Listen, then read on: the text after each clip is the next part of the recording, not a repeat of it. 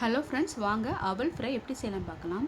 நான் நைட்டே அவலை வந்து 2 வாஷ் மட்டும் லைட்டாக வாஷ் பண்ணிவிட்டு கொஞ்சமாக தண்ணி ஊற்றி ஊற வச்சுட்டேன். நைட்டே ஊற வச்சுன்னா காலையில் செய்யும்போது ரொம்பவே சாஃப்டாக இருக்கும். இந்த மாதிரி கொஞ்சமாக தண்ணி ஊற்றி ஊற வைங்க.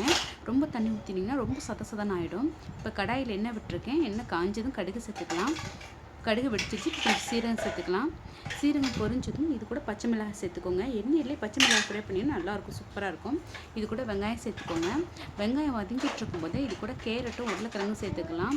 உங்களுக்கு வேறு எதுவும் காய் பட்டாணி இருந்தால் கூட சேர்த்துக்கலாம், ரொம்பவே டேஸ்ட்டாக இருக்கும். இது கூட கொஞ்சம் நேரம் வதங்கட்டும். கொஞ்சம் நேரம் மூடி போட்டு வேக விடுங்க. உப்பு மட்டும் இப்போ சேர்த்துறாதீங்க. அடுப்பை கம்மி பண்ணி வச்சுக்கோங்க. இங்கே பாருங்கள், கொஞ்சம் வெந்துருச்சு. இடையில வந்து கிளறி விட்டுக்கோங்க. பாருங்கள், இங்கே பாருங்கள், கேரட் வெந்துருச்சு. ஓரளவு வெந்ததுக்கப்புறம் இப்போ இது கூட தக்காளி சேர்த்துக்கலாம். மஞ்சத்தூளும் சேர்த்துக்கலாம். இப்போ இதை வதங்கட்டும். இங்கே பாருங்கள், தக்காளியும் வதங்கிருச்சு. இப்போ இது கூட நம்ம அவல் வந்து நைட்டு ஊற வச்சுருக்கோம் பார்த்தீங்களா, இதை லைட்டாக அந்த மாதிரி உடச்சி விட்டுக்கோங்க. உதிரியாக உடச்சி விட்டுக்கோங்க. உதிரியாக உடச்சி விட்டதுக்கப்புறம் நம்ம வந்து கடாயில் சேர்த்துக்கலாம். இங்கே பாருங்கள், இந்த மாதிரி உதிரியாக இருக்கணும். இப்போ இதை வந்து கடாயில் சேர்த்துக்கலாம். இப்போ வந்து உப்பு சேர்த்துக்கோங்க. இது கூட கொஞ்சமாக சீனி சேர்த்துக்கோங்க. அவல் ரொம்பவே டேஸ்ட்டாக இருக்கும். இப்போ இதை மிக்ஸ் பண்ணி விட்டுக்கோங்க. காய்கறியில் உப்பு சேர்க்க வேணாம்னு சொன்னோன்னா அவல்லையும் கொஞ்சம் உப்பு இருக்கும். உப்பு கம்மியாக சேர்த்துக்கோங்க. அவல் ஃப்ரை பண்ணும்போது உப்பு அதிகமாக சேர்த்துக்காதீங்க. அவலில் உப்பு இது கூட போயிடுச்சுன்னா கொஞ்சம் காய்கறி வந்து பேலன்ஸ் பண்ணிடும். அதனால தான் காய்கறியிலேருந்து உப்பு சேர்க்க வேணாம்னு சொன்னேன். இப்போ இதை மிக்ஸ் பண்ணி விட்டுக்கோங்க.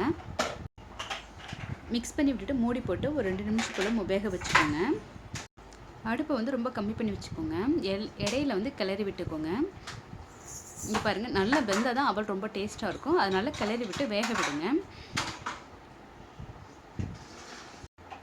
இதுக்கப்புறம் நீங்கள் மூடி போட வேணாம். மூடி போடாமலே அடுப்பை கம்மி பண்ணி வச்சு கிளறி விட்டு வேக விடுங்க. இந்த மாதிரி இடையில கிளறி விட்டு வேக விடுங்க. வெந்ததுக்கப்புறம் இது கூட கொஞ்சம் கொத்தமல்லி தழை சேர்த்துக்கோங்க. உங்ககிட்ட இருந்ததுன்னா நிறையாவே சேர்த்துக்கோங்க, ரொம்பவே டேஸ்ட்டாக இருக்கும். கருவேப்பிலை சேர்த்துக்கலாம். இப்போ இதை நல்லா கிளறி விட்டுக்கோங்க. மெதுவாக கிளறி விடுங்க, அவல் உடஞ்சிரும். ஏற்கனவே நான் வச்சுருக்க அவல் வந்து ரொம்ப தூளான மாதிரி இருக்குது. நீங்கள் உடனே சாப்பிட போகிறீங்கன்னா இது கூட வந்து பொடியாக கட் பண்ணி வெங்காயத்தை போட்டு அப்படியே மிக்ஸ் பண்ணி விட்டுருங்க. 2 நிமிஷம் போல் மிக்ஸ் பண்ணி விட்டுட்டு அதுக்கப்புறம் அது கூட கொஞ்சம் கடலை சேர்த்து சாப்பிட்டிங்கன்னா ரொம்ப டேஸ்ட்டாக இருக்கும். நான் டிஃபனுக்கு தான் கொடுக்க போகிறேன், அதனால் வெங்காயம் இது கூட சேர்க்கல, தனியாக தான் கொடுக்க போகிறேன்.